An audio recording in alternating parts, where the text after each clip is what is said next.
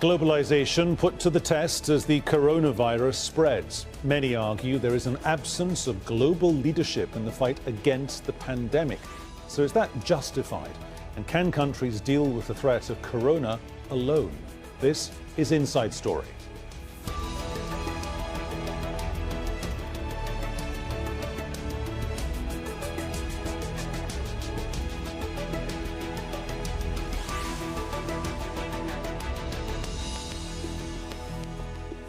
Hello and welcome to the programme. I'm Peter Dobby. Now, it's being called a war against an invisible enemy, and it's now being fought on a global scale. The world is in a race to stem the increasing number of coronavirus cases. As many as 60,000 new infections are being reported every day, and governments and healthcare systems are struggling to keep up. Even among the richest nations, the spread is spiralling out of control. Restrictions on people's movements and mandatory quarantines are in place across much of the world, measures that many experts say have come too late. As the number of sick and dying rises, governments are scrambling to get the resources required for the fight and to rescue free-falling economies. But world leaders are being accused of putting their own country's interests and their own political survival ahead of the global good. Leaders of the 20 biggest economies held a virtual conference pledging $5 trillion, but that exposed some differences. The US has taken a leading role in past pandemics such as Ebola, but was slow to even acknowledge this crisis. President Donald Trump has repeatedly referred to it as the China virus, a term seen by many as casual racism that's further strained relations with Beijing. China says the virus is past its peak and is sending health workers and aid to affected countries. But it's been criticised over reports officials covered up the initial outbreak. The EU has failed to form a united response. In an online meeting, the leaders of the two worst affected countries, Italy and Spain, argued with other members. And border disagreements have been criticised by the President of the European Commission. When Europe really needed to be there for each other, too many initially looked out for themselves. When Europe really needed an all-for-one spirit, too many initially gave an only-for-me response. And when Europe really needed to prove that this is not only a fair weather union, too many initially refused to share their umbrella. But it was not long before some felt the consequences of their own uncoordinated action.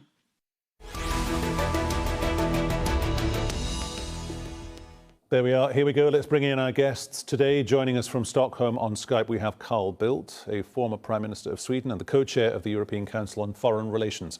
In Seattle, we have Sarah El-Tantawi. She's an incoming professor of modern Islam at the Fordham University. And in Washington, we have Melinda Liu. She's the Beijing bureau chief at Newsweek magazine. Welcome to you all. Carl Bildt, can I come to you first? Which president or prime minister got it wrong, and which president or prime minister has got it right? I think the historians will have to debate that. It is fairly obvious that a number of people got it wrong. I mean, the Chinese authorities clearly reacted too late or even tried to suppress the information on what's going on, and that had a very detrimental effect. I think it's fairly obvious that President Trump was fairly late to put it rather diplomatically in recognizing what was happening. And as you indicated earlier, in Europe, I think there was an understanding that things were happening primarily in Italy. But there was an initial attempt to seek only national solutions to the detriment of the single market of the European Union. So there's a lot of learning to be done. And then I think global coordination has been exceedingly weak so far, at least. Sarah El-Tantawi in Seattle, can you name us a leader who changed tack, who changed direction quite dramatically because they started listening to the scientists instead of listening to their political advisors? I can't exactly name a leader who has done that. I think what President Trump is doing is modulating his message based on the fact that he is realizing that the American public is listening to the scientists, more or less, and not as interested in the usual political back and forth. So ironically, from a political point of view, he is modulating somewhat based on the scientists. There was just a report that came out that ranks the top 2 most trusted politicians in the United States right now on this issue are Anthony Fauci and Andrew Cuomo, and the bottom 2 are President Trump and Treasury Secretary Steven Mnuchin. So that is the kind of data that really motivates the president to step back to the degree that he is able to do so and give the scientists more leeway than he probably otherwise would be inclined to do. Melinda, you in Washington, when you were looking in on what was happening in Europe, what was your reaction to that? Because, for example, if we deal with, say, specifically Spain, Spain clearly saw what had happened in China, what had happened in Iran, and yet on the 9th of February, the Spanish government said, oh, it's okay, it'll be a handful of cases. Fast forward by 6 weeks, the same government spokesman is talking about hundreds of deaths. Absolutely. I feel like I'm trapped in a recurring nightmare because actually I'm a Beijing-based correspondent. I live and work in Beijing. I had been in Beijing in February and undergoing quarantine there, but then I had to come to the States for an important event that I was supposed to take part in. So I thought, oh, I'll be smart and come early. So I came to Washington, D.C. and underwent a second quarantine in D.C., self-administered, only to emerge into a world where everyone was going into quarantine. And so it just so happened that my own cycle, it's been like Contagion meets Groundhog Day, if you want to use a cinematic analogy. It's remarkable how the world, individual countries have watched other countries go through this, and they're having a sort of a state of denial, saying, oh, look at how tragic that is, and not taking on that it could happen there. So now I'm in Washington, D.C., and I'm seeing some of the exact same reactions, indeed some of the exact same missteps happening here that I had seen happening in Beijing 6 weeks ago. Does that mean, Melinda, when you were in Beijing 6 weeks ago, was it about saving lives, or was it about social stability? Was that a representation of primacy for Xi Jinping? When I was in Beijing under quarantine, the government was trying to do 2 things at once. And they were mutually exclusive things. One was stop the virus, very draconian containment strategy, mitigation. The second was let's get the economy going again because people have jobs, they need to eat. Now, today, this is the exact same challenge confronting U.S. President Donald Trump. And in his case, he's trying to do all of them. One day he'll come up and say, this is nothing, we'll be over with it very quickly. It doesn't kill that many people. It's just like the flu. People die in traffic accidents all day. So we're not going to ban people from making cars or driving on the street. So just stick with us. We're doing a great job and we'll get over it. A couple of days, then he was much more somber. And then maybe the next day he would flip-flop back again. I've rarely seen such high-level policy flip-flopping taking place on live TV in my journalistic career. It's rather riveting, but also terrifying. Carl Bildt in Stockholm, if we look again at the European aspect of this, and we kind of drill down into that flip-flopping or delivering a policy, I mean, Spain was, at the leading edge of not doing it wrongly, but not doing it as well as it possibly could do. I mean, Mr. Sanchez, the Prime Minister, started talking about bringing in some emergency powers, but he said, OK, you've got 24 hours before it happens. So people dispersed. They took the infection to other places because they had 24 hours to get to where they wanted to get to. And I think similar things happened in Italy, which was, of course, has been by far the worst hit in Europe so far. When they very early went for, that has to be said, they went very early to quarantine, I think 40 or 50,000 people in what was then the original red zone. But part of the information on what they were planning to do thereafter leaked out. For example, when they was closing down Milan, that leaked out some hours before, and quite a number of people left Milan and went to southern Italy. That being said, it is primarily northern Italy still is happening. Everyone is struggling with the issue. No one has been particularly perfect. They are learning on job, mildly speaking. But I think, at least in the European countries, there is a recognition that it is something serious. There's not been an attempt by any serious politician to say that this is nothing or invented by political opponents or blaming others for it, as we've seen, for example, elements of in the debate in the United States. But then Europe and the EU is a unique bird in the sense that responsibility for national health issues is not an EU responsibility. That's a national responsibility. But the EU has a responsibility for the single market, keeping the borders open for the free flow of goods, medicines and equipment and things like that. And that's been struggling somewhat. I mean, there was an element of closing down borders in the beginning for medical equipment. That has now been lifted because everyone, I think, understands that no one can do it alone. No one can supply all of their needs alone. We need to do this together. Okay, very, very briefly though, Carl Bildt, because I do want to move on to the US and also other big issues. Post-Brexit, for Boris Johnson, who's now just in the past couple of hours been confirmed as having it, although he's got it in a mild way.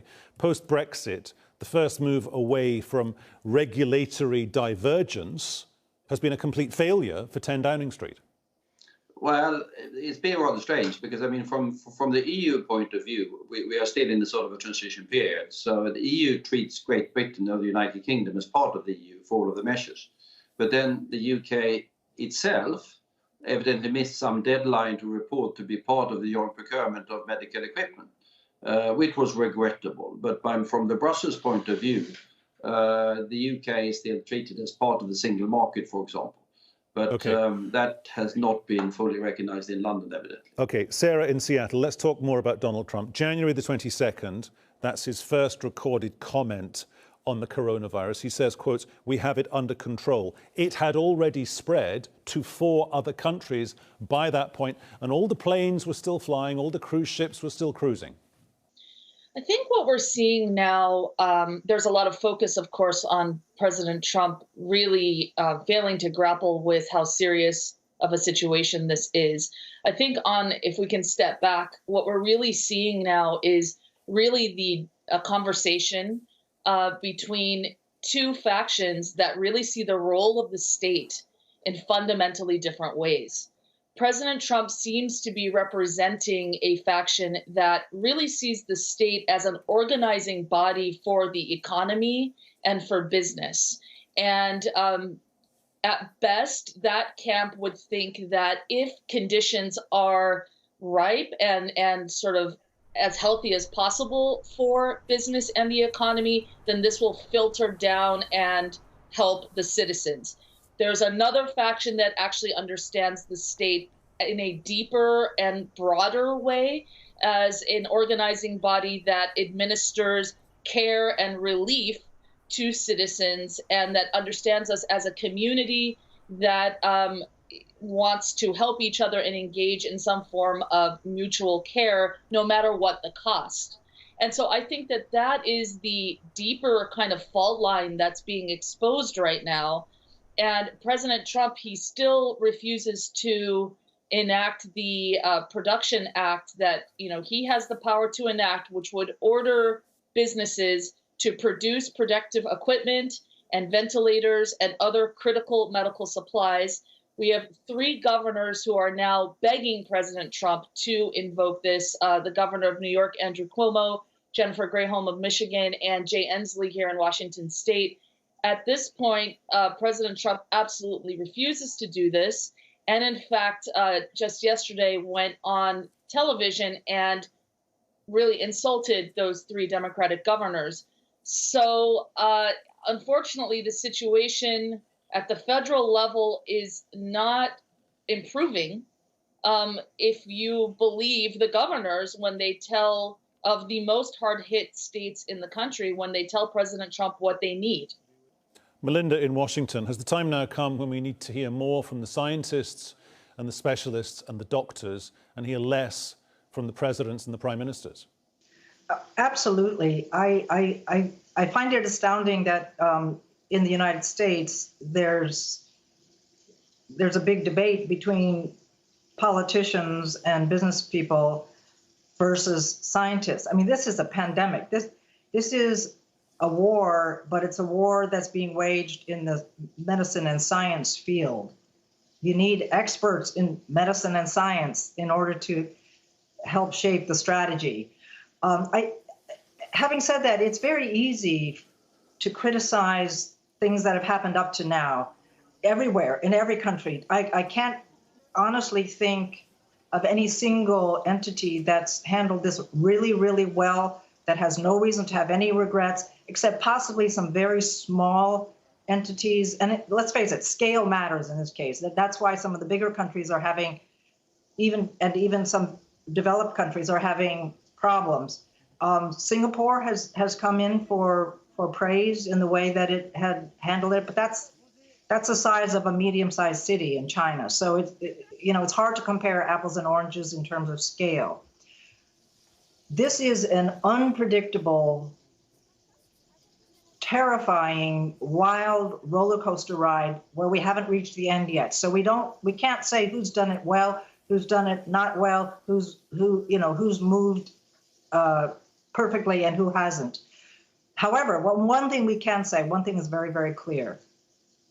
The way we saw China operate and the way we see some Western countries operate, there's a fundamental difference in the perceptions and the expectations.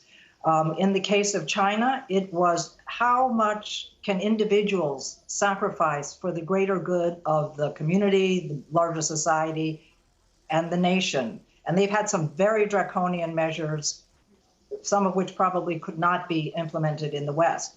In the West, it's the flip side. The question is, how much will individual freedoms, livelihoods, meaning individual citizens, jobs and businesses, how much will that prevail at the same time creating great risks for the greater community, the greater society, the nation as a whole? Okay.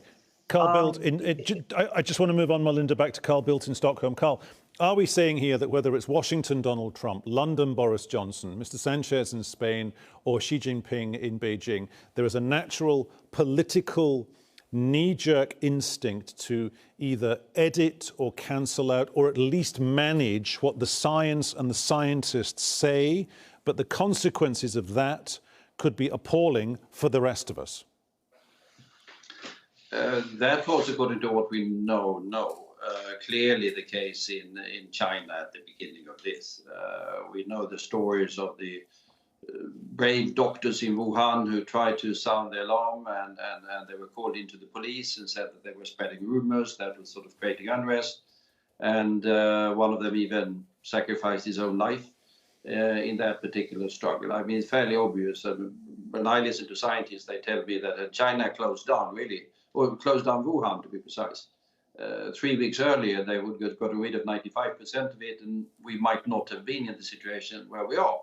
So there has been a political element. That's more difficult to do in an open and democratic society. You can't close down freedom of speech, or you can't prevent doctors to go to the media and say what they think. So here, clearly, there is a difference. And then sometimes political leaders are sometimes somewhat reluctant to face the grim reality and hope that it just goes away. I mean, that was also the Trump reaction, fairly obviously. Okay, Sarah in Seattle. Seriously, why doesn't the Trump administration just give the whole thing to Anthony Fauci? You've got a man who's done the same job since 1968. He's advised 6 presidents on HIV/AIDS/infectious diseases, and he's written the 7 definitive books on infectious diseases. The guy knows what he's doing. And apparently he's being managed by somebody someplace in Washington to keep his message slightly off the radar. Yeah, he's remarkable. And of course, that would be the right thing to do. I will say that politics are inescapable, as we all know. And one thing that does need to happen, I would love for Anthony Fauci to be in charge of the entire operation. We see with politicians who are so skilled, he has very, very nuanced political instincts, as does Andrew Cuomo. And we see how those two in particular have to kind of massage and finesse essentially President Trump's ego to even remain on the stage. I mean, people are terrified here that at some point Anthony Fauci will be fired or removed altogether. So we want to avoid that scenario. I will say that there is a place for politics in the sense that as a fellow academic, I greatly respect Anthony Fauci and the scientists' unwillingness to say anything definitive about medicines, cures, how long this is going to take. I understand that they are data-driven, they're careful, and they don't want to make those types of statements. At the same time, you have an extremely worried public, and you do have the realities of the economy that we do need to continue. So there is a role for smart politics here, and it seems to me that there needs to be someone who can listen to the scientists, but who can craft a political message that will give some shape, some direction for the American people. For example, someone says, listen, you're going to have to stay in your homes in quarantine for 8 weeks. That is a long time. That's going to be difficult. Please do it, and then it will be over. We are heading towards the end of the programme, so briefly, Melinda, whether it's your professional stomping ground, the corridors of power in Beijing, or where you are right now in Washington, all three of you are saying the same thing, Melinda. The world needs clear messages, point number one, and guidance. What has to change so that we get that? Each individual leader has to have that moment of epiphany, the light bulb going on and saying, oh my God, this is really very, very serious. What concerns me is that the path of least resistance is something very dark, which we haven't mentioned yet, which is xenophobia.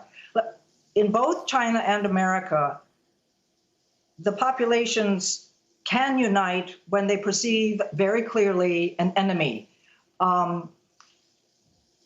Wartime brings enemies, but in this case, it's an enemy you can't see, you don't know where it is, you don't know who has it, who is it. And unfortunately, it's easy for, say, Donald Trump to talk about the Chinese virus and to blame China for everything that's happened.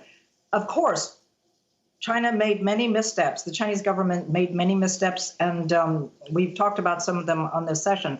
But it's also easy for China now, in its current situation now, sending its diplomats over all the world saying, we can rescue the rest of the world because we've come through it on the other end.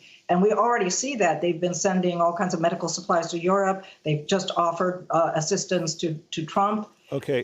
Melinda, I'm going to pause you there, for which I apologise. Last word to Carl Bildt, because he's been sitting patiently in Stockholm. So, Carl Bildt, we need transparency, we need trust, collaboration, accountability as well. But who's going to hold these people to account? Who's going to say, not do a blame game, but who and when will somebody say, you got this wrong and here's why? I think reality is dawning upon them. And I hope that reality is dawning upon them that this is not just the one nation or the other nation. This is a global phenomenon that requires global cooperation. The blame game could be relevant from the scientific point of view, but it's not relevant from the political point of view. We've been discussing China, the US and Europe. I fear what's going to happen in India, Pakistan, Afghanistan, Iran, Iraq, when it hits really vulnerable, Nigeria, Mexico. When it hits really countries with fairly fragile, in some cases, political and economic systems, and with virtually no health system whatsoever to cope with it. And that is going to affect us also. We need to help there, because otherwise it's going to bounce back to us somewhat later. So an increased recognition also of the global challenge, I think that is urgently called for. OK, thank you all very much. Thank you to our guests. They were Carl Bildt, Sarah El-Tantawi and Melinda Yu. And thank you to you too for your company. You can see the show again on the website, aljazeera.com. And for more discussion, do check out our Facebook page. That's facebook.com/AJ Inside Story. You can also join the conversation on Twitter. Our handle is @AJ Inside Story, or you can tweet me. I'm @PeterDobby1. From me, Peter Dobby, and everyone on the team here in Doha. Thanks for watching. I will see you very soon. Bye-bye.